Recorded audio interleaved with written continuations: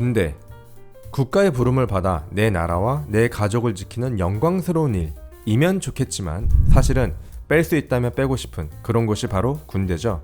그런데 이런 상상을 한번 해봅시다. 막상 군대에 가니까 그 부대 지휘관이 이렇게 속삭입니다. 군대 오기 싫지? 나한테 돈을 내라. 그럼 군대에서 빼줄게. 돈을 내면 군대에서 빼준다라. 솔깃하죠? 지금은 말도 안 되는 이야기지만 15세기 조선에서는 고위공직자들이 이런 식으로 암암리에 병역비리를 저지르고 있었습니다.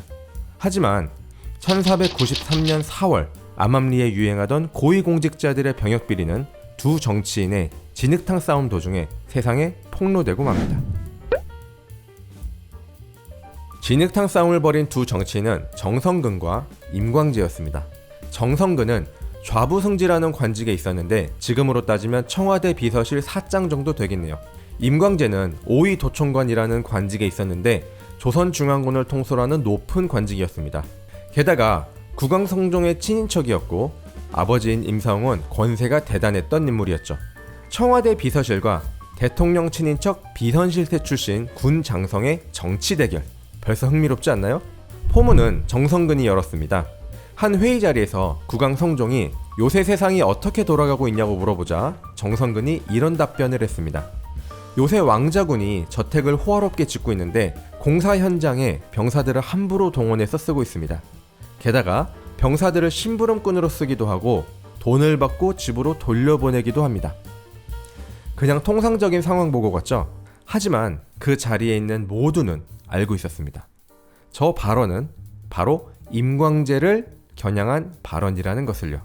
성종은 당장 진상조사에 착수했습니다. 정치 공격이 시작되었음을 감지한 임광재는 사태를 어설프게 넘기지 않았습니다. 임광재는 자신을 적극적으로 변호했죠. 저택공사, 병사동원, 심부름꾼 동원은 모두 규정대로 했습니다.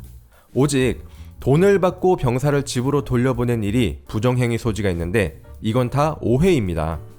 팩트는 이렇습니다. 병사 한 명이 훈련에 늦게 도착했습니다. 그래서 저는 그 병사에게 벌금을 받은 뒤 집으로 돌려보냈습니다.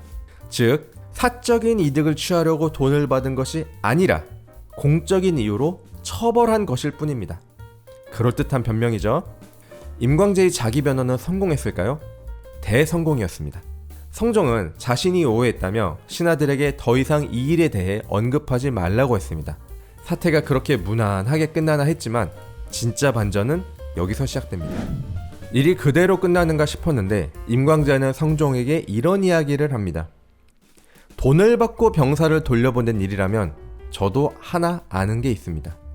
그리고 임광재의 입에서 충격적인 이야기가 나오죠. 임광재가 5위 도총부로 발령받기 전에 내섬시라는 관청에 근무했습니다.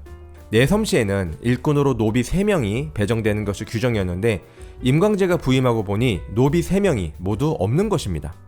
그래서 임광재가 자기 상사에게 노비들이 다 어디 갔냐 라고 물어보니까 상사는 태연하게 전임자가 다 돈 받고 집으로 돌려보냈지 라고 대답하는 것입니다. 임광재가 어이없어서 그럼 내섬시 일은 누가 하냐 라고 따지자 상사가 그때그때 필요하면 전임자의 노비가 와서 도와주곤 한다 라고 답했습니다.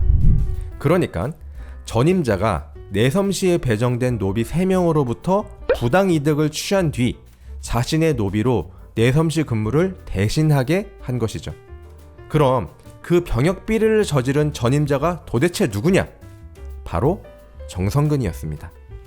이 사실이 알려지자 조정은 발칵 뒤집혔습니다. 성종은 극대노하면서 정성근을 추궁했죠. 결국 정성근은 관직을 잃고 쫓겨났습니다. 정성근은 병역비리를 터뜨려 임광재를 공격하려 했지만 오히려 자기가 역으로 병역비리로 당한 셈입니다. 정성근과 임광재의 정치 싸움은 병역비리가 더 확실했던 정성근의 패배로 막을 내렸습니다. 하지만 이 과정에서 고위공직자들의 병역비리가 이미 사회에 만연해 있다는 사실이 밝혀졌죠. 가만히 있을 수 없었던 성종은 대책을 내놓는데 그 해결책이 꽤나 파격적이었습니다. 이제부터는 돈을 받고 군대를 빼주는 일을 공식화하겠다고 발표한 것이죠. 어차피 금지해봤자 몰래 할 게 뻔하니 차라리 양성화해서 정부의 감시와 통제 아래 적법한 절차에 따라 하라는 조치인 셈입니다.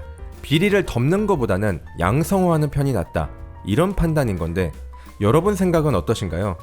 어쨌든 이제 조선에서는 돈을 내면 군대에 빠질 수 있는 제도가 합법적으로 운영되기 시작합니다. 이를 역사적인 용어로는 대립제라고 합니다.